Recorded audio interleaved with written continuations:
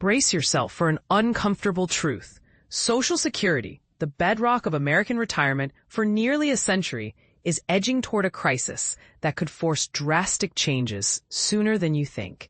And here's where it gets especially contentious. Recent policy decisions may be accelerating the problem, not solving it. Let's set the stage. Social Security recently marked its 90th anniversary, a testament to its enduring importance. But as we celebrate its legacy, there's a looming question. Will it last another decade in its current form before the 100th birthday? The latest annual evaluation from the Social Security Board of Trustees offers a sobering forecast. Every year, they analyze both the Disability Insurance (DI) Trust and the Old Age and Survivors Insurance (OASI) Trust, the latter being responsible for sending monthly benefits to over 60 million Americans. Their long-term vision extends 75 years into the future, but the immediate headlines are worrying. So, what's the problem? Unless lawmakers step in, retirees could see a major reduction in benefits very soon.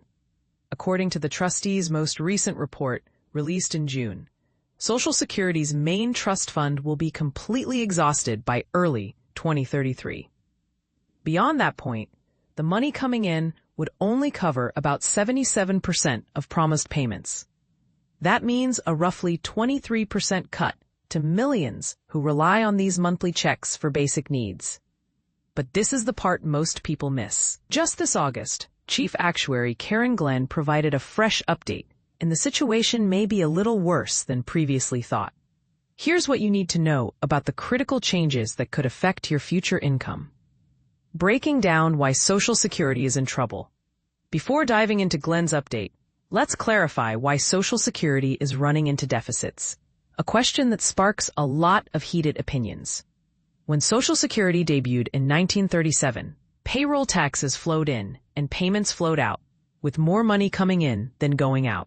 The trust grew as America's workforce expanded, and the government invested those excess funds in ultra-safe treasury bonds yielding extra cash for retirees. But things changed.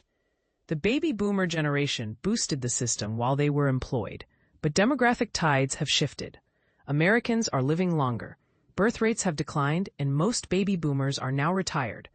This means fewer workers support more retirees, so for the last 3 years, Social Security's main trust has operated at a deficit. The deficit is growing, and here's why. Social Security relies primarily on 3 income streams: payroll taxes, interest earnings from investments, and taxes on some Social Security benefits. But one of those sources has recently taken a hit, and that brings us to the latest controversy. Chief Actuary's update, the impact of new tax legislation. In response to Senator Ron Wyden's inquiry, Chief Actuary Karen Glenn analyzed how the new One Big Beautiful Bill Act, an actual law, not a punchline, would influence Social Security's finances.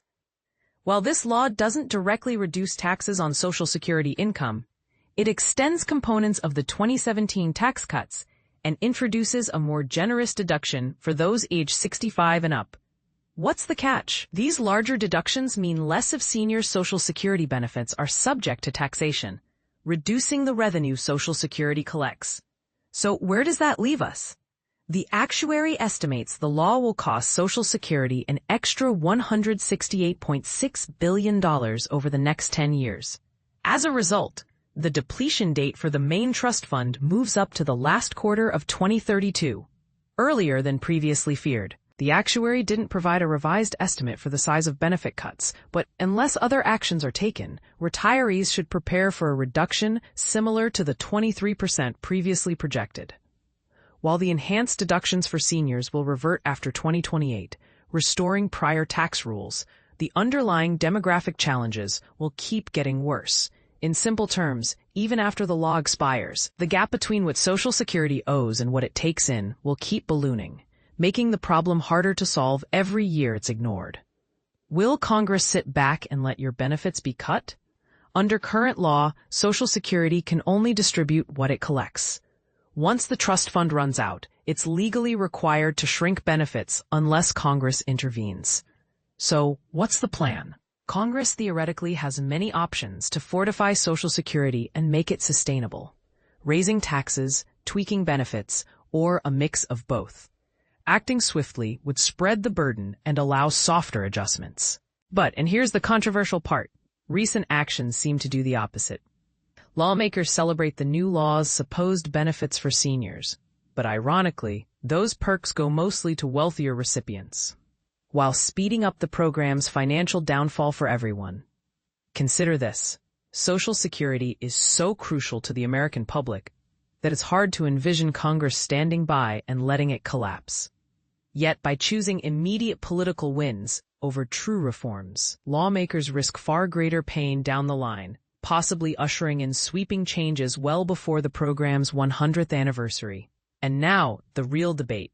Should Congress prioritize short-term tax relief for today's seniors, even if it means steeper benefit cuts for everyone tomorrow?